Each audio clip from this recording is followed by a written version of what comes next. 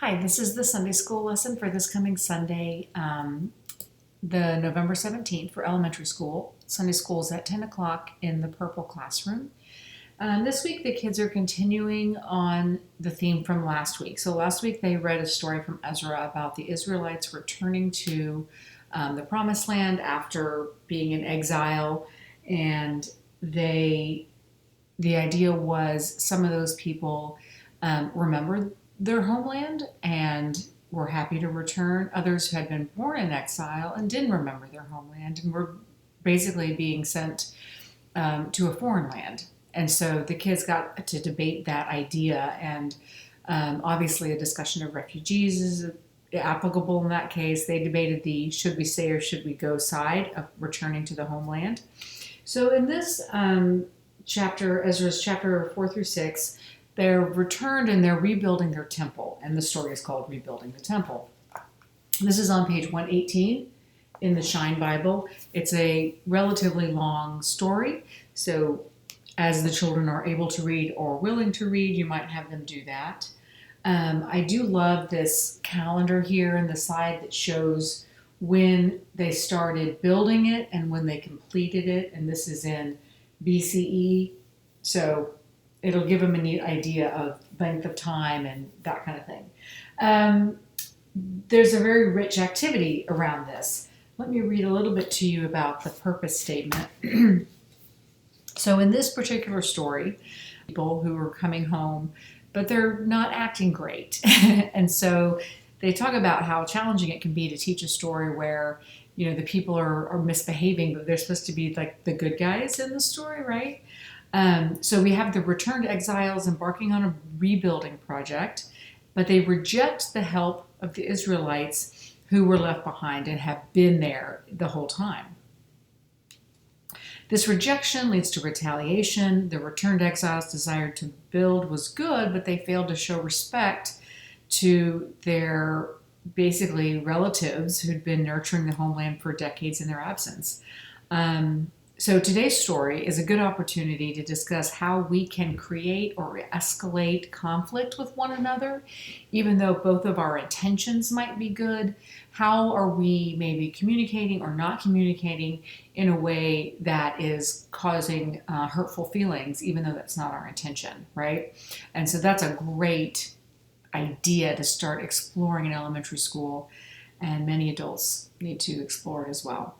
It's a good reminder also that the people of Israel were human beings who made mistakes and acted unfairly and unkindly sometimes, and have every opportunity to make up for that, right? Just like we do. So the people of the Bible were simply humans and acted as such, and therefore we can learn from those mistakes and should learn. So I think that's in this teaching tips section right here. So you might want to review that. I think it's a really great synopsis for you. So there's a couple of good things to do. There's and this can be before or after the story, depending on how you want to do it. The questions that follow the story are on page 75 of the lesson. And they're going to include things like, I wonder why the Jews refused offers to help rebuild the temple. I wonder how the neighbors felt when they were told they could not help rebuild. I wonder how all the people felt when they realized their fighting caused the king to reconsider the building project. So these are some, I think, really great questions for the kids to consider. On page 74, there's a building community activity. The activities today are all very movement oriented. So being a part of community means learning to work in small ways. So you have the kids stand in a circle and they're holding hands, and then two kids let go, and I'll have a hula hoop, not a huge one, in the room, and you put it in between their arms. They relink hands, and then the children are going to pass the hula hoop around the circle without letting go of each other's hands. Patience. It's an exercise in working together, right? So you can't do it with one person not helping out. So that might be fun. It also might get crazy, and if you want to save it to the end, that's fine too. The main activity is on page 76 under Move right here. So I have this is the game, and I have it all printed out for you. This includes the instructions and then the cards that go with it, but it is a movement game. So this is either dividing the kids into teams or they just go two at a time. Like, it doesn't have to be a race per se, but they're going to mimic the Jews returning from exile and who had their goals interrupted by their own disagreements, etc. So this is called Building Frustrations. So the kids say, okay, you have to walk from wall A to wall B. Maybe we equate this to the journey of coming back to your homeland or rebuilding a temple. But before you go, you have to pick a card. And so we'll have these cards available and they can pick one. So they say things like, and apparently they want it divided into two bowls. Like, so each team picks a card before they start. And so this one says, you must take someone else from your team and move as if rowing a boat to the opposite side of the wall. You must move without using your feet to the other side of the wall. You must move across and back 3 times before the next person can go. So they're just various forms of things that make it harder to get across, right? And then the idea is, if you were using it as like a race, whichever team finished first kind of wins.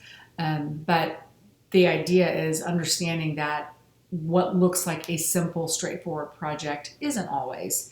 And there are going to be roadblocks, there's going to be frustrations along the way, and we have to learn to deal with those.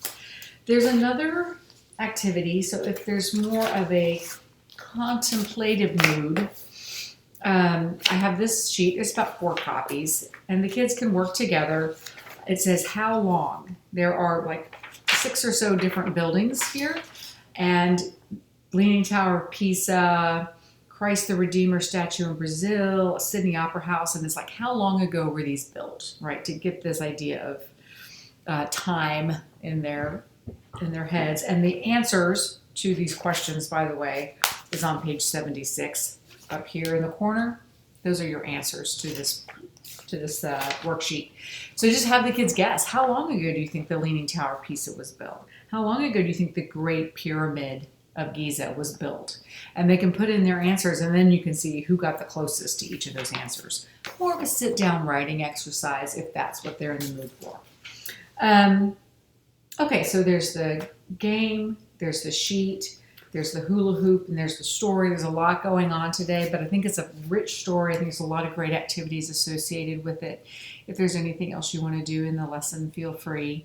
And I'll put the materials for that will be in the classroom. I'm not in this Sunday, so if you have any questions, get them to me before Friday. Okay, thank you.